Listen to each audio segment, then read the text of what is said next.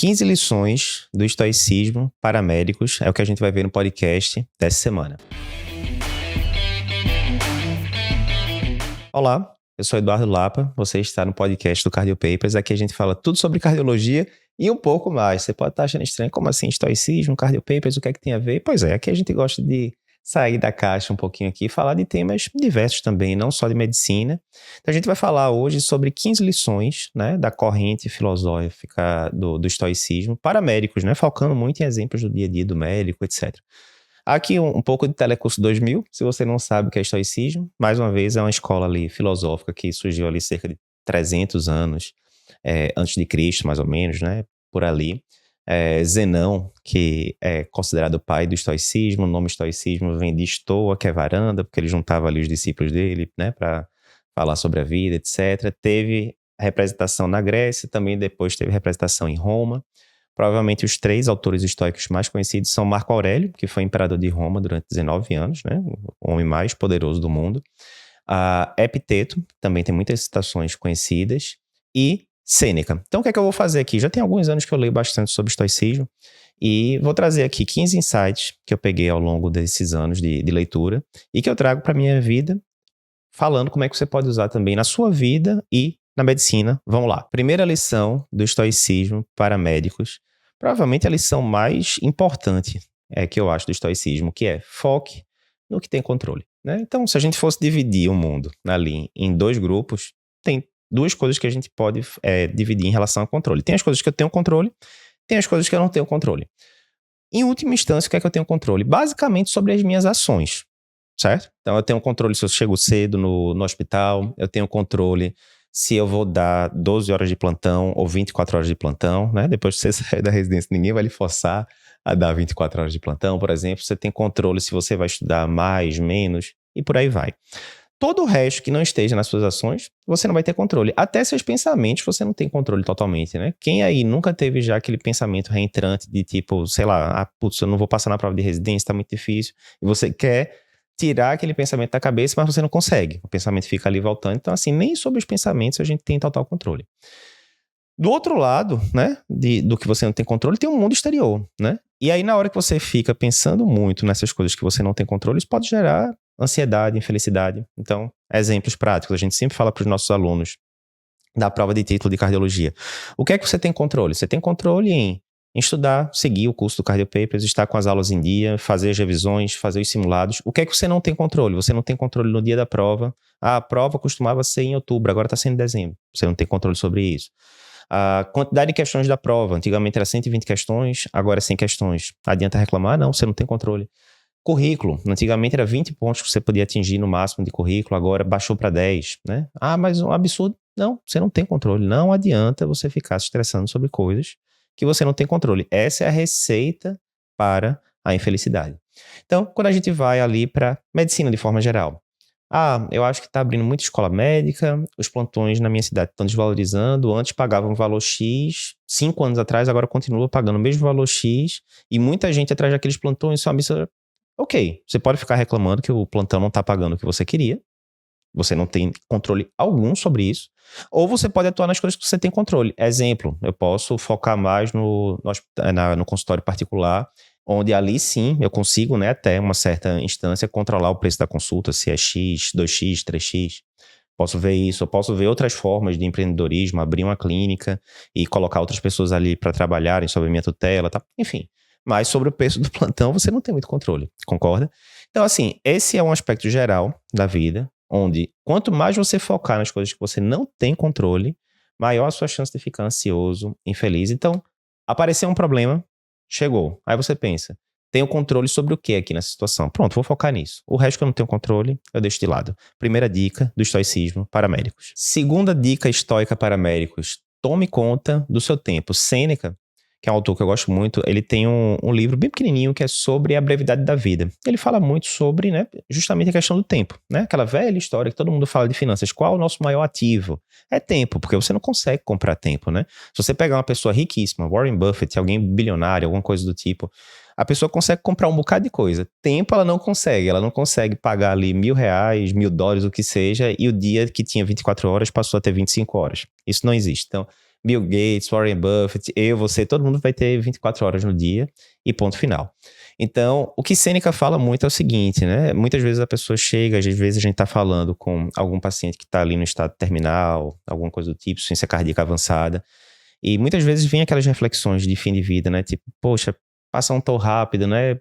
Queria ter tempo, né? Com o conhecimento que eu tenho hoje em dia, teria aproveitado melhor, aquela coisa toda. E o que Sêneca fala muito é o seguinte, não é o tempo de vida da gente que é curto, às vezes é a gente que usa de forma inadequada. Então, se você pensar, né, a gente, no curso de produtividade, eu comento muito isso, você vai falar com algumas pessoas, né, médicas e tal, e aí a pessoa fala, não tenho tempo para fazer atividade física. Como assim não tem? Não tenho, a vida é muito corrida e tal, certo. Me dá aqui teu celular rapidinho. Aí você abre, no iPhone pelo menos tem uma parte lá que mostra tempo de uso. E aí não é incomum, eu vendo o celular de amigos, médicos e tal, 3 horas, 4 horas, 5, 6 horas por dia, em média, de uso do celular. Não, Eduardo, mas vê, tem hora ali que eu usei, que eu tava entre uma consulta e outra. Deu 5 minutinhos ali entre uma consulta e outra, eu usei o celular.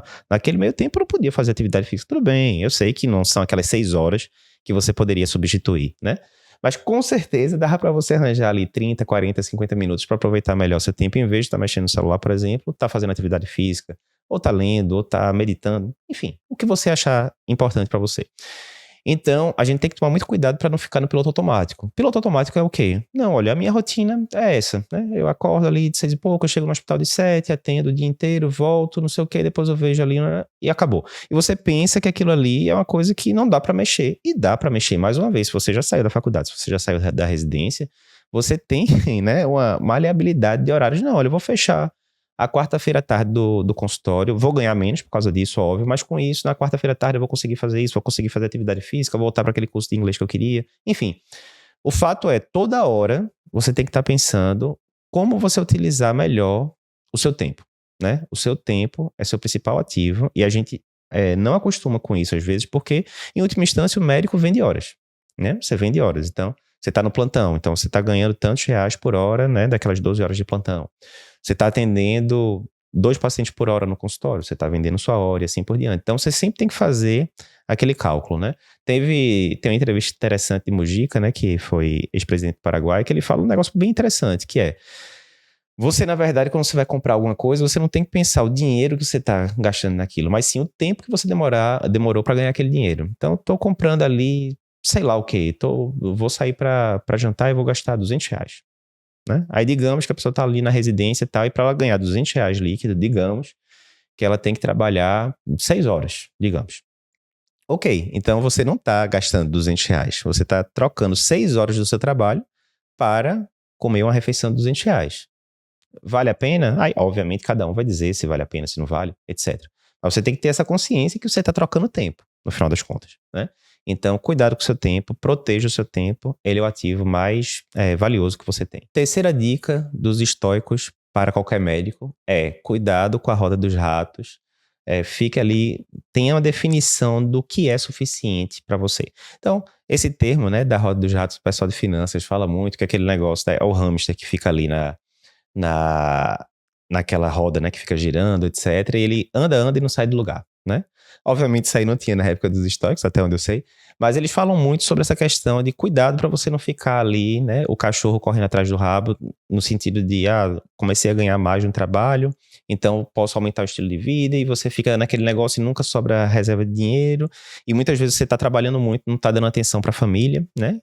E você está trocando uma coisa que é mais dinheiro, né, que no final das contas termina sendo um pouco supérfluo, por uma coisa realmente importante, que é você estar com sua família, com o tempo, né? E obviamente eu não estou dizendo que a pessoa está passando necessidade, nada disso, não. Tá sobrando dinheiro ali no final do mês, etc. Mas a pessoa quer mais, talvez para comprar um carro melhor do que ela já tem, que não vai mudar em nada a vida, etc. Então, os estoicos falam muito isso, né? Que rico não é aquele que tem demais, é aquele que está contente com o que tem, é aquele que não quer tanta coisa, na verdade, né? E mais uma vez, isso não é um apelo, né, a um voto franciscano ali, um voto de pobreza, nada do tipo. É só questão de você saber, olha, o que é que eu considero uma boa qualidade de vida em termos materiais? Eu tenho que ter isso, tenho que ter aquilo e tal. Quanto tenho que economizar para chegar nisso, tá? Pronto, cheguei, olha, vou ficar aqui no estilo de vida mais frugal, né, como o pessoal fala, mais simples, né? E tendo tempo para o que realmente importa, né? Tendo tempo para ficar com a minha esposa, com os meus filhos, né? As minhas filhas, no meu caso, ou para ler, fazer atividade física, o que você achar relevante. Mais uma vez, é aquela história de você não entrar no piloto automático. E muitas vezes isso é muito, muito, muito comum em medicina. Diferente de outras profissões, a gente consegue alugar mais as horas, vender mais as horas da gente. Tô precisando ali de dinheirinho a mais esse mês. Não, vamos dar mais plantão? Ok. Aí no mês seguinte, não, vou pegar mais plantão ainda, porque não, tô querendo fazer uma viagem ali. Aí depois de 3 meses, não, vou pegar mais plantão ainda. E aí a coisa não acaba nunca, né? Diferentemente de outras profissões, onde você tem aquela atividade X ali e você não tem como fazer muita hora extra, etc. Médico, se ele quisesse, você podia trabalhar o mês inteiro. Obviamente não é saudável isso, de forma alguma, vai terminar em burnout, etc. Mas é isso, cuidado, defina o que é que você acha que é suficiente para você não cair na roda dos ratos. Quarta lição dos estoicos paramédicos. Essa é uma frase de Sêneca, né, que eu acho muito boa, que é: o homem aprende enquanto ensina. Esse é clássico, né? Quando você vai ver lá os estudos sobre aprendizado, didática e tal, sempre tem uma pirâmide muito clássica, né, onde ele coloca lá: se você apenas lê alguma informação, você tende a reter ali 5, 10%. Se você lê e ouve, aí retém mais um pouco. Se você lê, ouve, faz alguma questão depois, você retém mais um pouco e tal. Em última instância, o que retém mais é quando você tem que aprender determinada coisa, meio que traduzir aquele conhecimento, né, para fixá-lo bem e depois explicar aquilo para outra pessoa, né? Então, e isso foi uma descoberta que eu tive nos últimos anos, eu sempre ficava em dúvida qual era o meu talento natural, e hoje em dia eu acho que o meu talento eu gosto muito de aprender coisas novas que eu considero útil. E a partir do momento que eu aprendi alguma coisa que eu acho útil, na mesma hora eu já quero explicar para alguém, né, passar adiante o conhecimento, né? Isso é bom, obviamente, porque você está ajudando outras pessoas, mas tem um quê de egoísmo na história também. Talvez, acho que ali de forma inconsciente, eu acho que eu talvez já sabia isso, que na hora que eu explicava para outra pessoa, eu terminava memorizando melhor, né, fixando melhor aquele conhecimento. Mas isso é muito importante porque o médico, ele tá numa jornada de lifelong learning, né, como se chama. Ele tá toda hora tendo que aprender alguma coisa. Ou você que talvez é estudante de medicina e está escutando esse podcast, você acha que você vai fazer residência no lugar top e está resolvida a jornada? Não tá, né? Não tá. Eu terminei a residência de cardio já tem o quê agora? 10, 11 anos. Enquanto estou gravando esse podcast, e toda semana estudando, porque toda hora tá saindo diretriz nova, artigo novo, etc. Eduardo, mas se você for comparar uma diretriz que saiu agora para uma que saiu 2 anos atrás, geralmente ela não muda da água pro vinho. Realmente nem deveria, né? Porque também a evolução do conhecimento médico não é para mudar da água pro vinho de uma hora para outra, mas você vai tendo incrementos ali a cada nova publicação com coisas que são relevantes para o dia a dia do seu paciente. Então, eu vejo, né? Meu pai já tem mais de 70 anos, toda semana estudando, etc. Então, é uma jornada para o resto da vida. E por que isso é importante? Se você vai ter que aprender ao longo da vida inteira, essa é uma ótima forma de você reter o que você aprende, né? De realmente você fixar o conhecimento. Explica para outra pessoa, aprender alguma coisa nova, quer você esteja na faculdade, quer você esteja na residência, quer você já esteja 10, 12 anos depois da residência como eu, 30, 40 anos depois da residência, aprender alguma coisa nova, passa para frente e vai ajudar quem está escutando e vai lhe ajudar porque você vai reter melhor o conhecimento. Quinto ensinamento dos estoicos paramédicos, frase clássica de Sêneca, essa eu gosto demais: sofremos mais na imaginação do que na realidade. Esse é clássico. Vou contar uma história. Na época que eu estava logo no R1 de clínica, lá na Escola Paulista, a gente tinha muito plantão na emergência, né? E a emergência a gente dividia em 3 partes. Tinha a sala de emergência, né, em si. Tinha o plantão que a gente chamava, que era o plantão do meio, que era ficar meio que avaliando ali os pacientes internados, tal, que eram algumas dezenas. E tinha a parte do fundo, que a gente chamava, que era uma unidade mais de pacientes crônicos, etc. Ok. Então a gente se dividia, né, nessas 3 grandes áreas. E o plantão que a gente dava nessa parte do meio, né, que eram os pacientes internados, tinha um plantão, poucos, 2 ou 3 ao longo do R1, que eram plantões de 24 horas, onde você tinha que evoluir todos esses pacientes. E aí eu me lembro que logo no primeiro plantão que eu fui, eu ficava 1 ou 2 semanas remoendo aquilo. Jesus, eu não acredito que vou ter que dar aquele plantão, tá? Porque era muito paciente, eu era R1 de clínica ainda, né? Então, assim, eu não tinha o traquejo de ver muito paciente rápido. Eu sempre fui muito metódico, então demorava muito para ver cada paciente na época, né? Bem mais do que o necessário, eu acho. Tinha a questão de você procurar onde é que estavam as pressões, você tinha que fazer as pressões na mão. Pois não tinha pressão no computador na época, era só Ctrl+C, Ctrl+V, repetir, era tudo, você tinha que transcrever na mão. E eu ficava ali 1 ou 2 semanas remoendo aquilo. Putz, o plantão do meio tá chegando. E quando chegava o plantão, óbvio que não era bom, né? Eu me lembro que o primeiro plantão que eu fui, eu acho que tinha 23, 24 pacientes para evoluir. No meio da manhã, um dos pacientes que eu não tinha nem visto ainda complicou, teve que entubar, aquela coisa toda. Eu me lembro que, claramente, me lembro até hoje, 3 e pouca da manhã, eu chegando lá para acordar um paciente que eu não tinha visto ainda, porque eu ainda estava vendo todos os outros antes. Seu Francisco, tudo bem? Como é que o senhor tá? 3:30 da manhã, né? E repetindo prescrição e tal. De fato, eram plantões puxados. Mas veja, adiantava eu estar sofrendo com aquilo 2 semanas antes. Eu tinha controle, não, eu tinha que ir pro plantão, ponto final. Óbvio que eu não ia faltar o plantão e deixar o pessoal dobrar, né? Óbvio, isso aí tava fora de cogitação. Ia ter que ir pro plantão de todo jeito. Ia ter que, entre aspas, sofrer aquelas 24 horas, né? Correndo de um lado pro outro, procurando onde é que tava a prescrição do paciente, não tinha prontuário eletrônico, onde é que tá o prontuário. Só nessa história de achar o prontuário, achar a prescrição, você já perdia ali algumas horas no dia, né? Pra achar dos 20 e poucos pacientes. Mas tudo bem, isso ia acontecer, eu não tinha controle sobre isso, ia ter que estar lá presente, ia ter que fazer o melhor serviço, como eu sempre tentei, né, ao longo da vida. Adianta ficar preocupado 2 semanas antes? Não adianta. Eduardo, é muito fácil falar isso, né? Muito fácil, mas eu continuo me preocupando sim. Aí tem a grande pergunta, olha, na hora que você se preocupar, pode ser útil com alguma coisa? Pode, né? Eu dou sempre o exemplo do aeroporto. Você vai ter que viajar amanhã para lugar X, vou para São Paulo, tô aqui em Recife, vou para São Paulo amanhã. O meu voo é 7 horas da manhã, então eu tenho que estar no aeroporto 6 horas da manhã, digamos. E aí eu faço os cálculos lá, tenho que acordar de 5 horas da manhã. Se eu perder a hora, acordar de 6h20, eu perdi o voo, por exemplo. Ok. Então, eu vou lá e coloco um alarme, digamos, para 4h50, 4h55 e 5 horas. Eu sou desses, coloca vários alarmes seguidos. Beleza, programei os 3 alarmes lá no celular. Bem, o que eu tinha para fazer, para não perder a hora, tá feito.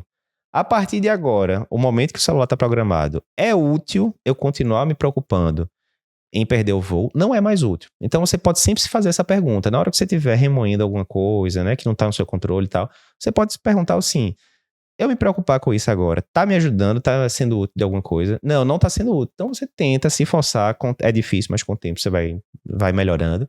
Olha, isso aqui não tá útil, vou pensar aqui, vou mudar meu foco para outra coisa, porque isso aqui só tá me atrapalhando. Então o que Sêneca fala é isso. Muitas vezes a gente se preocupa muito mais na imaginação. Imagina, 15 dias lembrando, pô, aquele plantão vai ser puxado pra caramba. E quando você chega, às vezes o plantão nem era tão puxado, você achava que ia ter 20 e poucos pacientes, tinha 10, 12, você conseguiu evoluir muito mais rápido e tal, né? O fato é esse. Se você vai ter que encarar o desafio, não tem muito por que você ficar se preocupando em excesso, com antecedência, em relação àquele desafio que você vai ter que encarar.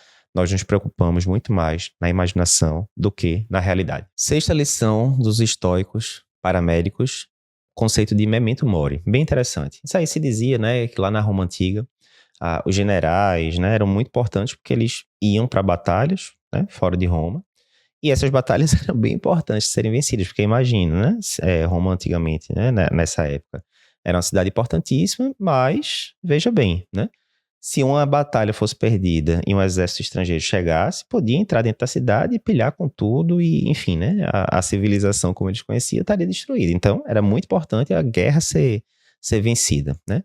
E aí, na hora que a guerra era vencida, o general voltava e ele podia entrar, né? Ele deixava as tropas do lado de fora, né? No campo de Marte, ele podia entrar em Roma e era ovacionado pela população, aquela coisa toda.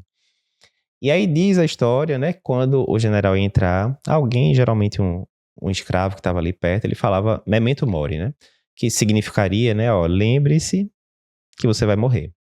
E o objetivo disso, tem vários objetivos, né? O objetivo maior era tipo, ó, baixa a bola aí, você não é essa coisa toda, né? Era para deixar a pessoa mais humilde, evitar a soberba, porque lógico, a pessoa tá entrando lá na cidade com todo mundo jogando os louros lá e aplaudindo e tal, a pessoa poderia se achar maior do que ela realmente é, melhor do que os outros, e poderia até ter o pensamento de golpe de Estado, né? Ó, toda a população tá me defendendo aqui, tá a favor de mim, eu sou o comandante do exército lá fora, tenho uma ideia aqui, vou trazer aqui o exército, vou assumir aqui o poder da coisa, enfim. Então tinha vários objetivos, mas primeiro, essa questão da humildade, né? Lembre-se que no final das contas os estoicos falam muito isso, né? No final, tudo vai virar pó, né? Ele fala muito também isso no filme Gladiador, né? Tem hora que o personagem principal fala muito, né? Tudo pó e dust and bones, né? Se eu não me engano é isso que ele fala, pó e ossos, né? Ou seja, no final das contas todos vamos morrer, né? E, enfim. Então tem esse sentido e tem um sentido outro também, né? No sentido de, olha, tudo que você está presenciando aqui, né? é graça, na verdade, né? Graça divina, enfim. Você pode estar morto amanhã e acabou-se. Ou seja, viva a sua vida, né, intensamente. Não no sentido de, vou me entregar aqui às práticas hedônicas, etc. Mas não, que todo dia seja o dia que você estaria orgulhoso. Se você morresse e falasse, olha, foi um ótimo último dia, né? Servir aos outros, seguir os princípios e tal. Então isso é importante porque muitas vezes, quem nunca viu, né, algum colega, professor, preceptor, médico, que fica ali se sentindo acima dos outros, né? É muito comum, né? Na época da residência, na época da faculdade, você vê aquela pessoa ali que é muito destacada no meio acadêmico, professor titulado não sei o quê, blá, blá. E muitas vezes a pessoa não trata, né, as pessoas que estão abaixo da hierarquia da forma mais gentil possível, né? Você sabe do que eu tô falando. E muitas vezes é isso, a pessoa tá se achando melhor do que os outros porque tem um doutorado, um pós-doutorado e tal. No final das contas, né, isso é tão contra o que eu acredito em medicina, né? Que você tá ali para servir o outro. Você não tá ali para se servir, né? Para ser colocado num pedestal. Você tá ali para servir o outro, em última instância, né? Então, como é que você tá ali para servir o outro, o paciente, e você tá se colocando acima dos seus colegas de profissão, né? Me parece uma coisa meio estranha. Mas, enfim, o conceito de memento mori é isso, né? Lembre-se que você vai morrer, que as glórias que você tá conquistando aqui, né, vai virar tudo pó depois. Foque no que realmente é importante.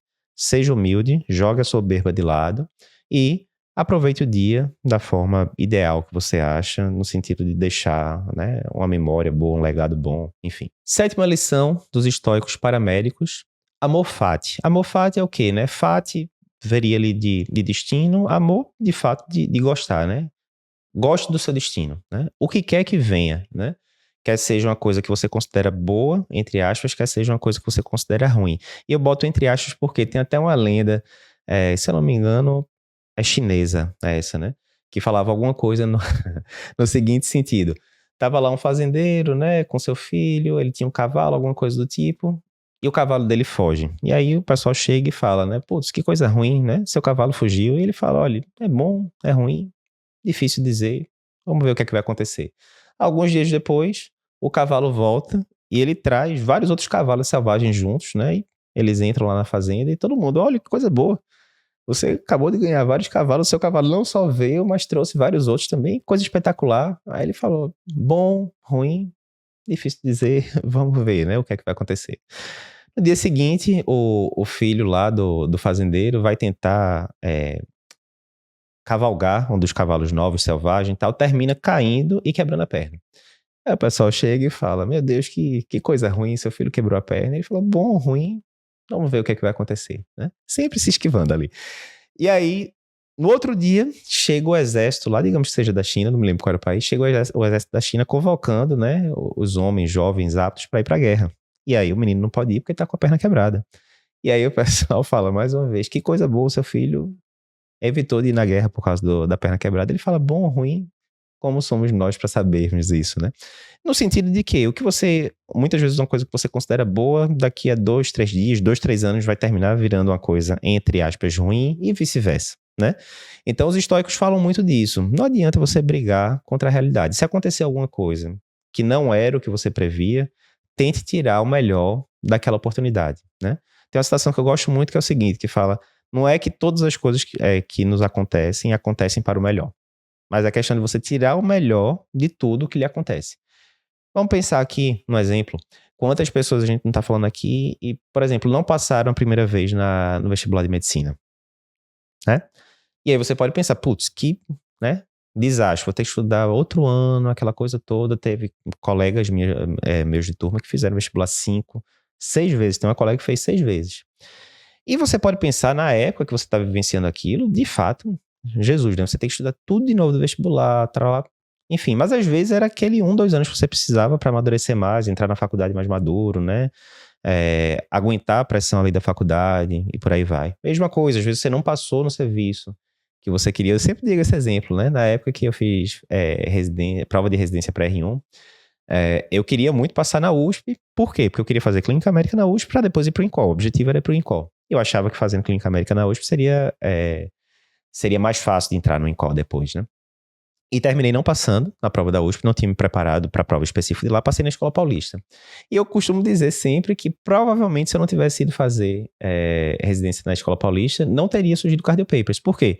Entre outros motivos, o Cardio Papers veio da ideia, né, quando eu me juntei lá com o André, que tinha feito residência clínica comigo, que já tinha feito um site, um blog para a residência de clínica da gente. E aí veio a ideia, pô, conteúdo aqui chama Figuinha também, a gente gosta de fazer conteúdo, o Galego já fez site, vamos juntar aqui. E a ideia do site também veio da levantada de bola do Dr. Aécio, que é meu padrinho de casamento, que é lá da Escola Paulista também, que falou, por que vocês não fazem um site? Então, muito possivelmente essa conversa que a gente está tendo aqui não estaria acontecendo se eu não tivesse feito clínica na Escola Paulista, né? Então, é isso, às vezes você, putz, não passei na residência que eu queria, eu vou para a segunda opção. Isso é ruim? Bom, ruim, não sei, vamos esperar para ver, né?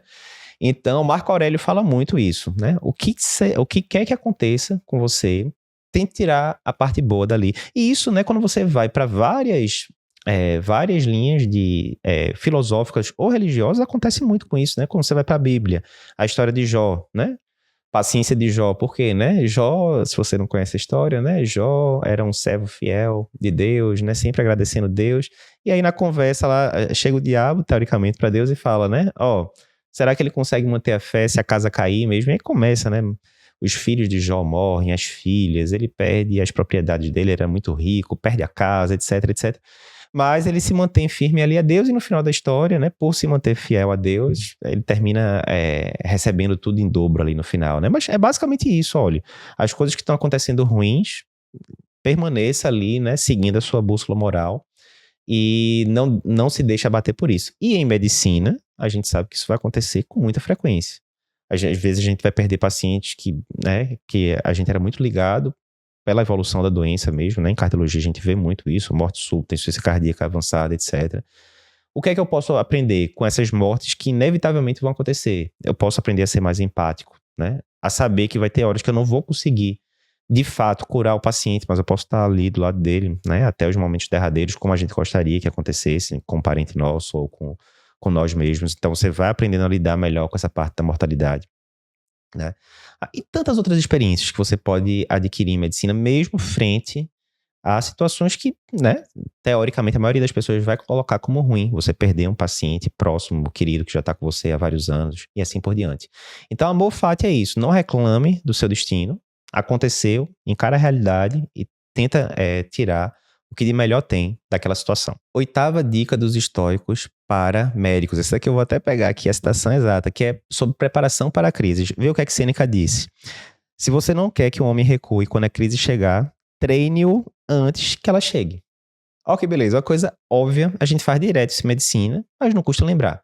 Por exemplo, você tá lá, muito comum, médico recém-formado, chega na sala de emergência, tá lá morrendo de medo, né, de aparecer alguma coisa mais grave, e aí de repente chega uma parada cardíaca, né? A crise chegou, tá lá na frente dele. E aí muitas vezes, por falta de experiência, a pessoa desespera e esquece todos os protocolos que aprendeu, né, ou que não aprendeu na época da faculdade, e fica aquele caos, ninguém sabe o que fazer direito, etc, né? Então, olha, se você não quer que isso aconteça, o que é que você vai fazer? Você vai ter que se preparar antes. Então, você vai ter que treinar aquilo exaustivamente, para na hora que chegar uma parada, um infarto com supra, um edema agudo de pulmão, um ataque à arritmia instável, aquilo já está medular, né? Então, o pessoal fala muito de artes marciais, né, e de esportes e tal. Na hora do vamos ver, na hora da batalha, você não vai subir para o seu nível ideal que você gostaria. Você vai descer para o nível do seu treino, né? Isso é interessante.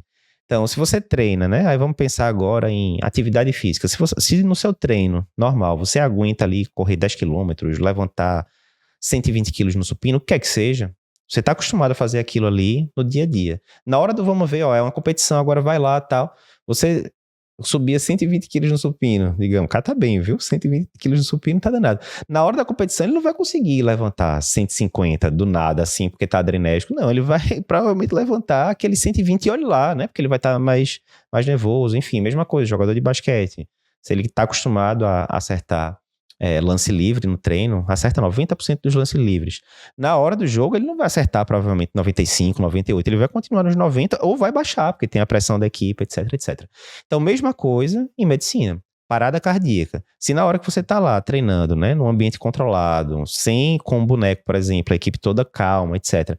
Se você não tá conseguindo fazer as sequências certas, se você não está conseguindo entubar rapidamente, etc., por que que você vai conseguir na hora que chegar o paciente parado, com toda aquela pressão onde você sabe que cada segundo importa? Não vai. Você vai descer para o nível do seu treino. Então, para você não se desesperar na hora da crise, você tem que ter o seu plano de contingenciamento, você tem que saber exatamente, tem que ter treinado aquilo exaustivamente para sair ali meio que no piloto automático, agora o piloto automático sendo uma vantagem, né, sendo uma coisa boa. Porque você vai seguir ali, meio que medular, o que você tem que fazer na hora do vamos ver. Nona lição dos estoicos para médicos é pensar no worst case scenario, né? O pior cenário possível. Vê essa citação de Sêneca também, como é interessante. Ó. Qualquer que seja o problema, meça-o em sua própria mente e estime a quantidade do seu medo. Muitas vezes você vai compreender que o que você teme é insignificante ou de curta duração. Como é que é isso, Eduardo?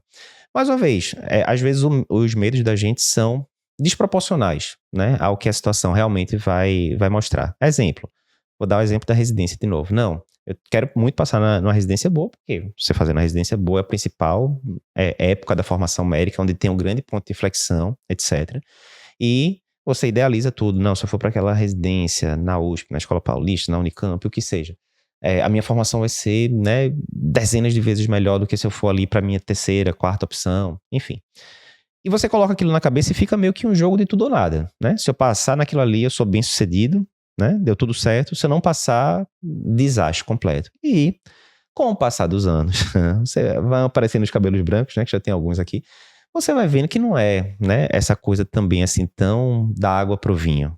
Óbvio que uma residência muito boa faz diferença, mas muitas vezes a diferença da sua primeira opção para a quarta opção existe, mas vai ser uma diferença que quando você olhar para daqui a 20, 30 anos, a diferença vai ter sido imperceptível. Por quê? Porque o grande gargalo da residência, por exemplo, não é a instituição, a gente sempre fala isso, é você, o residente. Você está dando o gás que deveria estar dando, você está tendo tempo para estudar, aproveitar os ensinamentos práticos que você está vendo ali na beira do leito e assim por diante, né?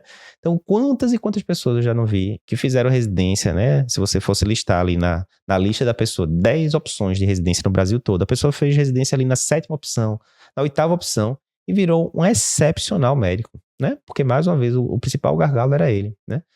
Então, isso é importante. Na parte de finanças também, a gente vê muito isso, né? Às vezes o pessoal fica dando muito valor ali. Não, eu tenho que dar trocentos plantões por mês para economizar tanto por mês. E às vezes se você economizasse 20% menos, né? E você diminuir um pouquinho o padrão de vida também, não ia ter nada demais. Você ia continuar com a vida tranquila, tendo mais tempo, inclusive, para sua família, para seus hobbies, né? As coisas do dia a dia. Então, o que Seneca fala, muitos estoicos falam, é sempre isso, né? Avalie bem a questão da autoconsciência, né? Avalie se o medo que você está lá na sua cabeça é isso tudo mesmo, ou se é simplesmente aquele dragão imaginário, né?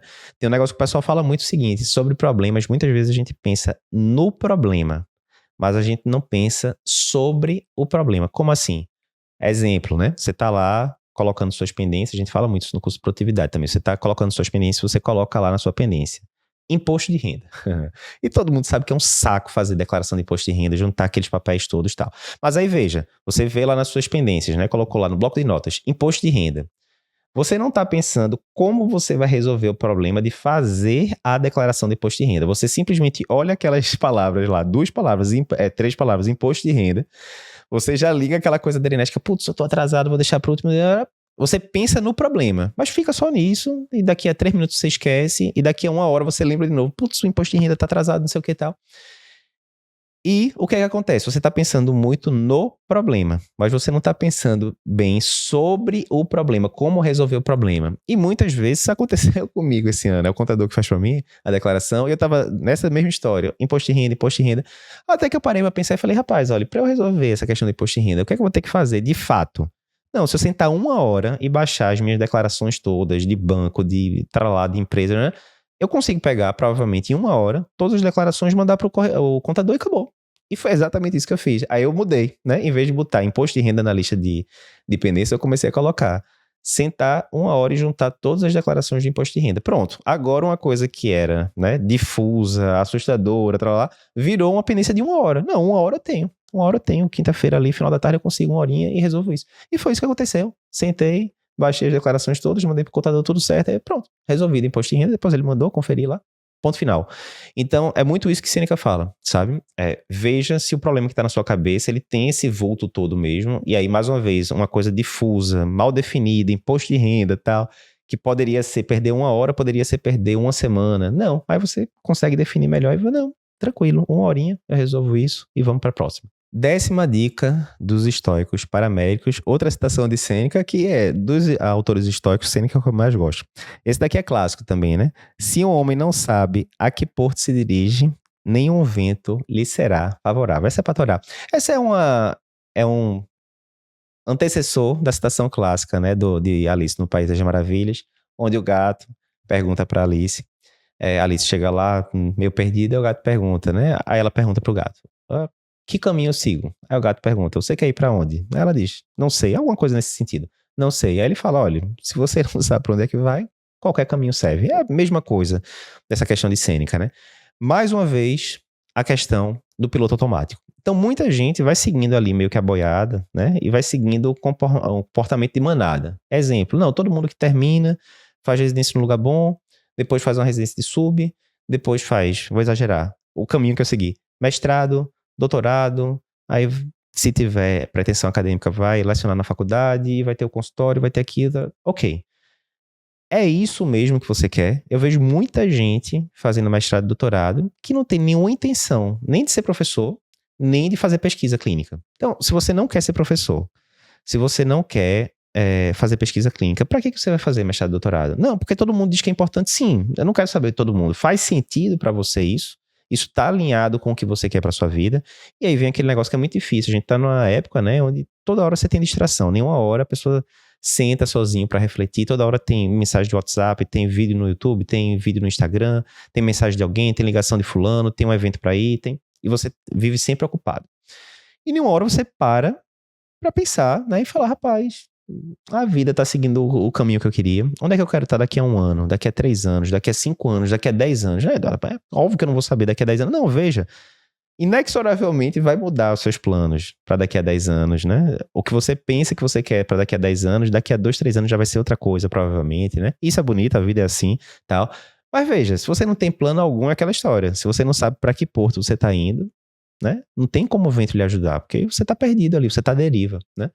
Então isso é muito importante, você tem que definir as suas metas. Então, por exemplo, eu falei, né? Depois que eu me formar, eu gostaria de não ficar dando plantão por 15, 20 anos, né? E eu terminei dando plantão, acho que por 10 anos, mais ou menos 10, 11 anos depois que eu me formei, né? Então eu tinha mais ou menos uma meta ali, não, se puder sair antes, ótimo. Também se demorar um pouquinho mais. Assim, eu não quero estar daqui a 20, 30 anos dando plantão.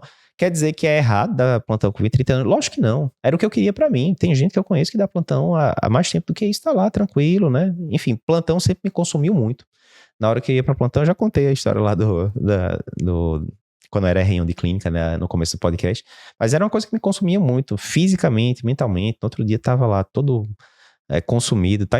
Enquanto tem gente que eu conheço que dava 3 dias seguidos de plantão e no dia seguinte essa maratona tava de boa, tal. Então, enfim, você tem que saber pra você o que é que funciona ou não.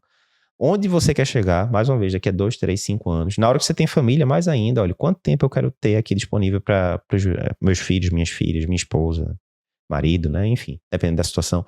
Então, você tem que definir isso. Se você não definir, você vai ficar à deriva, né? Você vai ficar à deriva e as outras pessoas vão começar a comandar o que você tem que fazer ou não, né? Muitas vezes você está no serviço, né? Aí alguém lhe oferece, olha, venha dar uma aula aqui, venha, assuma outro turno de consultório ali, etc, etc. E como você não tem a definição dele que você quer ir, não, me dá aula, me dá mais vaga de plantão, me dá mais consultório. Quando você vai ver, você está soberbado, cheio de trabalho. Você nem precisava estar trabalhando tanto, mas você simplesmente foi aceitando, não sabe dizer não. Quando você vê, você está ali encalacrado, em burnout mais uma vez, né? Enfim. Então, saiba para onde você está indo. Não tem problema mudar depois os objetivos. Isso vai acontecer certamente ao longo da vida, mas pelo menos tem um objetivo inicial ali que faça sentido, né? Se você não tem para 5 anos, 10 anos, durante muito tempo eu não tinha, né? Hoje em dia eu vejo muito, né? Onde é que eu quero que o Cardio Paper esteja daqui a 5 anos? A gente tem uma visão muito clara disso, né? Mas por quê? Não foi porque chegou na minha cabeça isso, né? Porque a gente vem discutindo, eu, André, Fernando, né? Toda a equipe, a gente vem discutindo isso consistentemente, semana após semana, e o plano já mudou várias vezes, enfim. A gente sempre tenta pensar nesse plano de, pelo menos, né, médio para longo prazo. E isso é importante porque isso vai nortear os seus passos agora, né? Mais uma vez, se você define que você quer correr uma maratona daqui a 6 meses, 42 quilômetros, adivinha, você vai ter que fazer toda uma programação. O primeiro mês eu vou treinar assim, o segundo mês eu vou treinar assada. Se você não fizer isso, adivinha o que é que vai acontecer? Você não vai correr a maratona depois de 6 meses, porque você não fez a preparação que era necessária. Você não sai de sedentarismo para maratona de um dia para o outro, né? Então, mesma coisa, se você quer se você imagina, agora eu tô com 30 anos, gostaria de daqui a 5 anos, por exemplo, não está dando mais plantão, tá com consultório particular bem, cobrando bem, cheio, etc. Você tem que começar de agora isso, né? Porque não vai ser de só viver de plantão, consultório zero, para sair de uma hora para outra para consultório lotado e zero plantão. Não vai acontecer isso, vai ser um processo gradual. Então, fica ligado, define o objetivo que você quer e aí traça o caminho GPS para chegar até ele. 11ª lição dos estoicos para médicos, né? Sêneca. As coisas mais importantes da vida não podem ser compradas. Esse também é um conceito, né, que se repete, né, em vários tipos de literatura, né? Então, Sêneca fala isso. Naval Ravikant, que é um investidor americano que eu gosto muito, ele fala, né? Tem 3 coisas que são muito importantes e que não podem ser compradas, têm que ser conquistadas, que são o quê? Um corpo saudável, uma casa cheia de amor, né? E uma mente tranquila. Não tem dinheiro que pague isso. Não tem dinheiro que vai lhe dar uma casa cheia de amor, que vai lhe dar uma mente tranquila e nem que vai lhe dar um corpo saudável. Tudo isso você tem que conquistar ali, centímetro a centímetro, até conseguir chegar nesses 3 estágios, né? Se a gente for para a Bíblia, né? Também, né? Jesus fala, olha, não vá onde está o seu tesouro, está o seu coração, né? Então, não vá acumular tesouro que vai ser ali corroído pelas traças, etc, etc. Ou seja, o tesouro é muito mais do que isso, né? Você tem que focar, olhar para cima, né? Para o que realmente importa. Então, quando você vai para, mais uma vez, várias linhas filosóficas, várias linhas religiosas, sempre a mensagem vai se repetindo. Quando a gente vai, Pequeno Príncipe também, né? Livro clássico, né? O essencial é invisível aos olhos, né? Não pode ser comprado, né? Mais uma vez, amor, compaixão, etc. Então, por que isso é importante? Mais uma vez, eu tenho certeza que tem muito residente ouvindo, muito estudante ouvindo, etc. E isso quer dizer que dinheiro não é importante? Óbvio que é importante, né? Agora, o que eu costumo dizer é o seguinte, dinheiro é mais importante para lhe tirar coisas ruins do que para lhe dar coisas boas. Como assim, Eduardo? Por exemplo, a gente sabe que é importante no país onde a gente vive, se você tiver alguma doença séria, alguma coisa do tipo, para você ter o melhor tratamento possível, o ideal é que você tenha um plano de saúde. Então, o dinheiro consegue lhe dar acesso a isso, e aí com isso você consegue afastar essa possibilidade de ter uma doença grave e não conseguir ter o tratamento ideal, né? Se você quer, você tem que ir para o seu hospital que fica a 40 minutos de distância da sua casa. Então, aqui em Recife, pelo menos, a gente não tem metrô bem operante, né? Enfim, a malha é bem pequena aqui. Então, você poderia ir de ônibus, num calor danado, demorar 1h30 para chegar no trabalho, ou você pode ter um carro, né? Por mais simples que seja, e chegar em 30 a 40 minutos no ar-condicionado e tal. Ou seja, afastou a parte ruim, né, de você ter que ficar ali no ônibus muito tempo, gastando tempo que você poderia estar estudando e assim por diante. Mas as coisas boas, isso aí é uma opinião muito pessoal minha, né? Quando eu vou ver o que me dá mais prazer hoje em dia, a maioria das coisas é de graça. É passear com as minhas filhas no parque, no final de semana, né? Gasto 0 com isso, eu gasto R$4 ali para comprar uma pipoca e para elas e pronto. Tomar um vinho com Patrícia, pode ser um vinho baratinho mesmo, o importante não é o vinho, é estar ali com ela, com minha esposa e tal. É ler um bom livro, que às vezes vai custar ali 20, R$30, às vezes é de graça, tá lá o PDF, né, disponível na internet, né? É poder meditar tranquilo de manhã cedo, né? Que eu pago ali R$19 no aplicativo por mês, mas poderia ser de graça também, você pode fazer meditação sozinha. Então, assim, a maior parte das coisas que realmente vai deixar mais ali preenchido, né? Fulfillment, né? Que os americanos falam, vai custar nada ou muito pouco, né? Então, por isso, né? Que na hora que Sêneca fala, né? As coisas mais importantes não podem ser compradas, é isso, é o que Naval Ravikant fala, né? É o que tá na Bíblia e tal. Você ter uma mente tranquila, você ter um senso de propósito, você ter saúde, né? Nada disso pode ser comprado. Você pode pagar o plano de saúde, mas o plano de saúde não vai lhe dar saúde. Definitivamente não. Então, Foca nisso, porque às vezes, mais uma vez, é muito comum você ver o pessoal, né, entrando naquela roda viva, você fica ali durante a faculdade toda sem ganhar um tostão, e aí de repente você sai para o mercado de trabalho e você consegue ganhar bem desde o primeiro dia. Cuidado, porque às vezes você vai ficar naquela coisa de dar muito plantão, etc, etc, ganhando muito bem, mas com uma qualidade de vida ruim, e isso vai cobrar o preço a longo prazo de burnout, de, enfim, né, comorbidades. A gente sabe que plantões noturnos já tem um bocado de trabalho dizendo isso. A cada noite de plantão noturno que você dá, você piora ali a longo prazo, desfecho cardiovascular, inclusive, né? Então, cuidado com essa parte, não perde o foco no que realmente importa. 12ª dica dos estoicos paramédicos, essa daqui de Sêneca também. Dificuldades fortalecem a mente, assim como exercício fortalece o corpo. Então, é outro conceito muito repetido, né, nas linhas filosóficas. E é bem isso, né? A gente sabe, o exemplo clássico é aquilo. Você sabe que na hora que você faz uma atividade física, buscando hipertrofia muscular, você sabe que vai doer na hora da atividade física, acúmulo de ácido lático, aquela coisa e tal. Para ser um exercício bem feito para hipertrofia, vai ter que incomodar mesmo na hora. E aí isso vai causar microlesões de fibras musculares. E é isso, né, junto com o período de recuperação, com a alimentação adequada, que vai gerar hipertrofia muscular. Beleza. Ou seja, você precisa de um desconforto em vários períodos de curto prazo para ter o resultado a longo prazo. E o que Sêneca fala é isso, né? Na hora que você se depara com adversidades, né, você tem que se virar nos 30 para conseguir resolver aqueles problemas. E isso vai fazer você crescer, né, em termos né, de habilidades, de soft skills, de raciocínio e assim por diante. Em medicina é clássico isso, né? Quando é que você mais aprende em medicina? Finalzinho da faculdade, período da residência, do estágio, o que seja, tal. Que é quando você tá ali sofrendo do lado do paciente, né? Tentou entubar o primeiro paciente, não conseguiu, pô, dificuldade, não, como é que eu faço? Aí você vai, fala com alguém mais experiente, ó, o macete esse daqui, cuidado para não bascular, porque você pode quebrar o dedo do paciente, empurre mais para cima, faça assim, você, opa, me liguei, você vai ver um vídeo no YouTube e tal, lê um livro, aí volta no próximo, vê alguém mais experiente, vai tentar, quase conseguiu, mas ainda não foi dessa vez, vai na terceira, eu me lembro que logo quando eu me formei, né, eu tinha dado muito plantão de emergência, tinha funcionado muito a veia central, etc, mas intubação eu não tinha praticado muito durante a faculdade, definitivamente, isso foi um déficit da minha formação, e eu me lembro que eu cheguei muito ansioso na residência de clínica para aprender a intubar, e as primeiras 3, 4, 5 intubações que eu tentei fazer, não davam certo. Não, por algum motivo, o R2 chegava lá e falava, não, deixa que eu desenrolo aqui, etc. E eu me lembro que teve um chefe meu na época que falou, olha, comigo foi a mesma coisa. As primeiras 7, 8 intubações que eu tentei fazer, depois de formado, não deram certo. De repente, eu acalmei mais, fui vendo ali o processo, passo a passo, e pronto. Depois disso, dificilmente eu errei uma intubação, né? Isso o chefe dizendo. E foi mais ou menos isso que aconteceu comigo, né? Depois que você alivia aquela ansiedade, aquela coisa, você consegue ver ali o processo com mais calma, a coisa começa a dar certo. Mas você teve que encarar a frustração de não conseguir, né? Você teve que encarar de frente isso, porque muita gente chega e fala, tem muita gente que eu já vi dizendo isso, né? Olha, eu nunca aprendi a intubar como médico e tal, e depois terminei fazendo uma especialidade onde isso não era necessário e pronto, não aprendi a intubar e pronto. Acontece, né? E se a pessoa não tá dando plantão como médico generalista, intensivista, etc., talvez essa habilidade realmente não seja necessária em algum momento.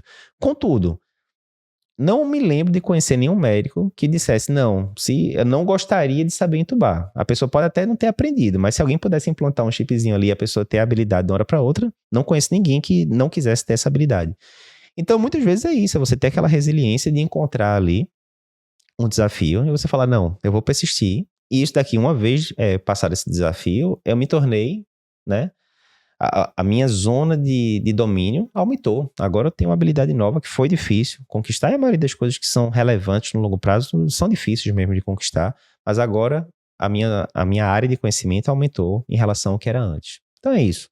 Do mesmo jeito que o exercício físico, né, serve para modelar o corpo, as dificuldades vão servir para modelar a mente. 13ª lição dos estoicos para médicos: o poder revela a real índole da pessoa. Esse é clássico, né? Tem gente que fala isso de vinho, de álcool, tem gente que fala isso de dinheiro, enfim. Mas é aquela velha história, né? Dinheiro vai tornar uma pessoa boa ou ruim? Não. A pessoa que é boa, se tiver muito dinheiro em mãos, vai poder ajudar muito mais gente. A pessoa que é ruim vai tender a ficar cada vez mais gananciosa, sovina, isolada dos outros e assim por diante. Poder também é muito parecido. Por que isso é importante, né? Tem aquela citação clássica, né? Você vê o caráter da pessoa olhando quem ela trata, quem não pode ajudá-lo, né? Então você tá lá, aquele chefe do serviço, você é residente e tal, como é que essa pessoa fala lá com a pessoa que tá limpando o chão, né? Com o auxiliar de enfermagem que tá ali cuidando do paciente dele? Como é que a pessoa trata, né? Esses profissionais? Porque é muito fácil você tratar bem, entre aspas, as pessoas que estão acima de você na hierarquia. O seu chefe é uma pessoa que pode lhe prejudicar, em teoria, se você, né, não fizer o social. Mas pessoas que, teoricamente, não podem lhe prejudicar, como é que você as trata, né?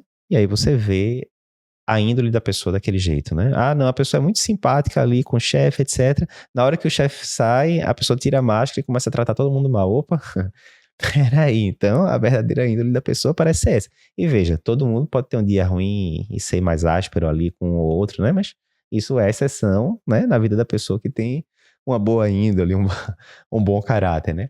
Mas isso é muito importante para você. E aí você fala, você tá falando isso só julgando os outros. Não, você tem que estar se olhando toda hora, né? Quantas vezes, né? Em um momento ali de tensão no plantão, alguma coisa, eu já não falei alguma coisa mais áspera, e depois eu falo, putz, não tinha necessidade de ter falado aquilo, né? Então vai lá, ó, desculpa, eu tava ali no vulco-vulco ali da parada cardíaca, né? Me perdoe por ter falado daquele jeito, tá? Acontece, todo mundo vai cometer erros, né? Mas sempre observe como as pessoas se comportam com todos os outros ao redor, né? Tanto a pessoa que está acima dela na hierarquia, quanto as pessoas que estão abaixo, né? E mais uma vez, pessoas de boa índole não vão ser rudes, mal educados, com quem quer que seja, né? Porque essa é a índole dele, então, ou dela. Então, fica ligado nisso e autovigilância. Autovigilância, memento mori, cuidado também, que não é porque você passou agora em primeiro lugar na melhor residência do país que você tem direito de forma alguma de destratar qualquer pessoa que seja, que esteja ali no seu redor. Isso vai estar mostrando muito para os outros como é o seu caráter, né? Então, cuidado também, autovigilância. Fica ligado. 14ª dica, lição dos estoicos paraméricos. Esse daqui eu acho que é de Sêneca, essa citação. O resumo da ópera é, leia tudo com crítica, né? Então, se eu não me engano, isso daqui é uma das cartas de Sêneca para Lucílio. Ele coloca uma coisa assim, qualquer que seja a qualidade das minhas obras, né? Ele está no papel de mentor, né? Então, teoricamente, o pupilo respeita o mentor.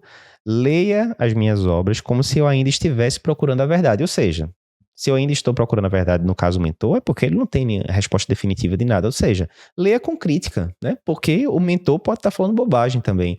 Isso é importante para a medicina porque quantas vezes a gente já não viu alguém dizendo, não, é para fazer tal coisa porque saiu um artigo no New England, por exemplo, dizendo que tal tratamento foi bom. Ponto final. Ou seja, saiu no New England, é para fazer aquilo e acabou-se. E quantos trabalhos a gente já não discutiu no Cardio Papers de artigos publicados no New England, no Lancet, em grandes revistas, que muitas vezes quando você vai ler lá a conclusão, tá dizendo, não, houve benefício para lá. E aí quando você vai ver as entrelinhas, peraí, teve benefício, mas não foi de mortalidade, foi de um desfecho ali bem, mais ou menos, que era suscetível a vieses, etc. E o impacto foi muito pequeno e a droga é muito cara. Então a gente não vai usar por causa disso. Ou esse estudo aqui teve uma falha metodológica importante, então não dá pra gente concluir com total clareza isso daqui que a conclusão propõe, né? Então é isso, não é porque foi o professor titular de tal serviço que disse, não é porque o Cardio Papers, o Endocrino Papers, o Dermato Papers disse que você vai seguir, de forma alguma. Sempre espírito crítico, veja qual o sentido daquilo ali, se faz sentido, né? Discuta, não tenha medo de discutir nada com ninguém, né? Porque a pessoa, né? Essa é outra coisa também, o sábio verdadeiro, ele não vai se sentir inferiorizado a alguma coisa se você chegar e questionar alguma coisa a ele. Ele vai ter o maior prazer de passar ali o conhecimento para frente, né? O verdadeiro sábio, né? É isso que as principais escolas filosóficas preconizam, no final das contas, né? Então, pergunte, né? Se você é estudante, se você é residente, não tenha medo de perguntar. Não, mas eu posso perguntar e me acharem que eu sou tolo, né? Aí tem gente que fala, olha, se você não quer... para você aprender alguma coisa nova, é inevitável. Você vai ter que fazer papel, entre aspas, de tolo, de ignorante em alguns momentos. Ignorar é não conhecer, né? Muitas vezes a gente fala, fulano é ignorante no sentido, né, pejorativo, né, tal. Mas ignorar é não conhecer. Olha, desculpe, eu tô aqui no meio da faculdade de medicina, não sei escutar sopro algum, eu sou ignorante, realmente, semiologia cardíaca, você pode me ensinar? Lógico que qualquer professor, ou até mesmo, você chegou na residência de cardiologia, eu fiz isso. Quando eu cheguei na residência de cardio, eu falei, olha, sopro diastólico não, não é comigo, eu tenho uma dificuldade do cão de escutar sopro de estenose mitral. Você pode me ensinar, o pessoal da válvula do INCOR era espetacular. Não, vamos ali na beira do leito, escutando, ó, tá conseguindo, passava o esteto aqui, não, escutou, tal, não, ó, vou melhorar aqui, vou colocar o paciente de decúbito lateral esquerdo, né? Então, não tenha medo de perguntar. Isso é muito importante. Então é isso, leia tudo com crítica, não só leia, né? Qualquer informação que chegar para você, veja criticamente. Não é só porque fulano disse, não é porque saiu no New England que é 100% confiável, ponto final, não. Veja tudo com crítica. Última lição dos estoicos para médicos. Essa daqui é muito interessante, é a citação de Epicuro. Vê que citação interessante. Quando existimos, a morte não está presente para nós. Né? Se você está vivo, a morte está longe.